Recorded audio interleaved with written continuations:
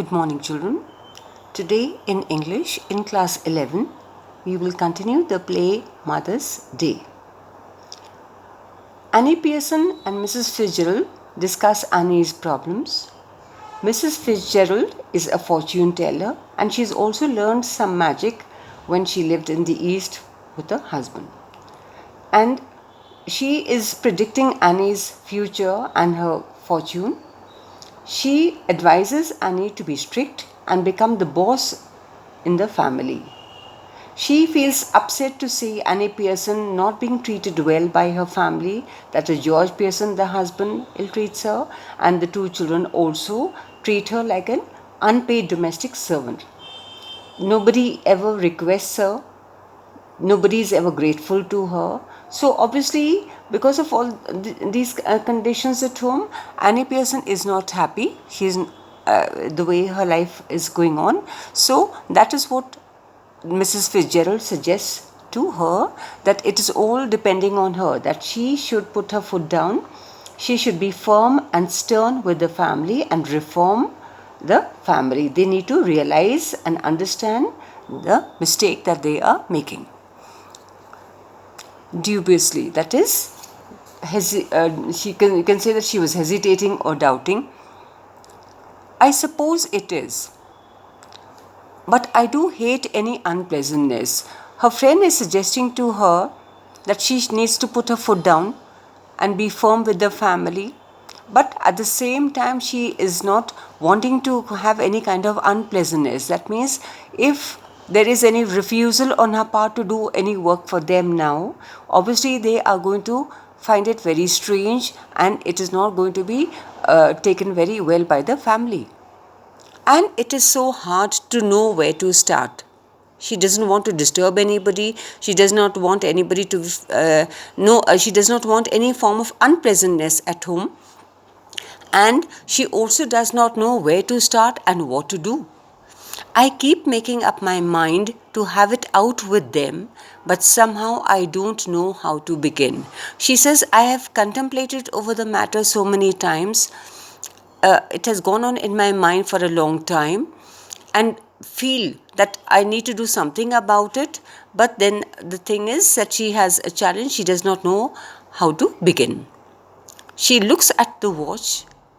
Oh, good gracious, look at the time. Suddenly she has realized that the family is about to return from their work. So she has not prepared tea or anything else for the family.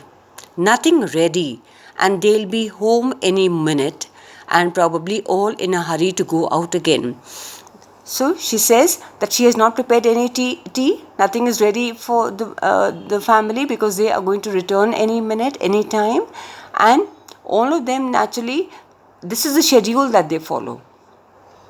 They come home, have their tea, get ready, and again go out for the evening with their friends. That is a schedule that they followed every single day. So suddenly she gets very flustered, she gets very worried that nothing has been prepared by her. The tea is not yet ready and she's been sitting and having this conversation with her friend Mrs. Fitzgerald.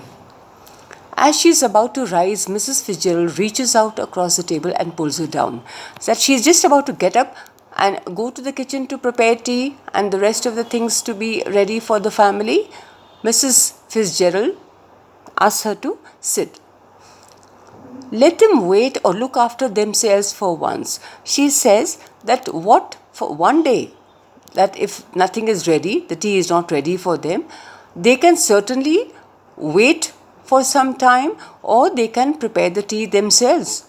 Why can't they look after themselves? They are all grown up individuals.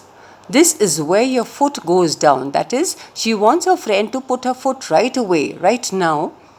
Begin to make them realize. How can she teach them a lesson, or how can she make them realize? By starting right away. Start now. Start now, that is, this is where you begin and you start immediately. She lights a cigarette from the one she has just finished. Now Mrs. Pearson is embarrassed. She feels very self-conscious. She is feeling very flustered. She is feeling very upset because her friend has asked her not to prepare anything for the family. Mrs. Fitzgerald, I know you mean well. In fact, I agree with you. So she meant to say was that I know you mean well. That means I know you are my friend, you are my well wisher, and you are concerned about me.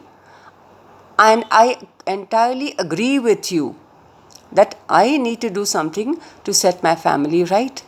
But I just can't, and it is no use you trying to make me. She says, it's your effort is futile. That means it is not possible.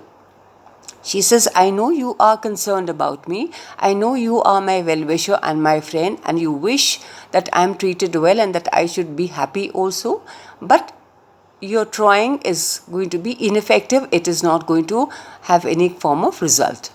If I promise you I'd really have it out with them, I know I won't be able to keep my promise. She says, if I promise you now that I'll really have it out with them, meaning that I will teach a lesson to my family, I will make them aware of what they are doing, that they are ill treating me, they are not treating me well, they are not grateful for whatever that I do for them. So if I make such a promise to you, I know I won't be able to keep my promise. She says, it is futile to promise you that yes, I will start right away and teach a lesson to my family and try to reform them immediately from this moment only. I very well am aware, I admit that I will not be able to fulfill that promise. Then let me do it. Her friend offers that, okay, I can do it for you.